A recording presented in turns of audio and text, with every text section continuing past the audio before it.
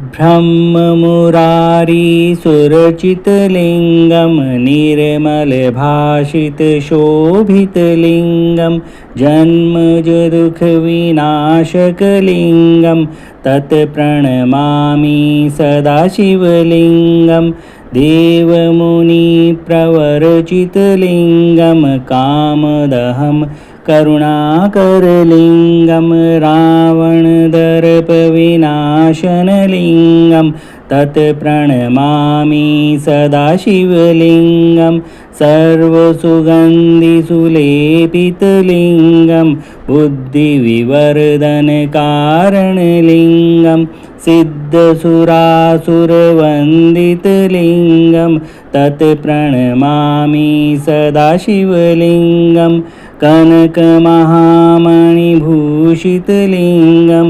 फणिपतिवेशितशोभितलिङ्गं दक्षसुयक्षविनाशनलिङ्गं तत्प्रणमामि सदाशिवलिङ्गं कुमकुमचन्दनलेपितलिङ्गं पङ्कजहारसुशोभितलिङ्गं सञ्चितपापविनाशनलिङ्गं तत्प्रणमामि सदाशिवलिङ्गम्।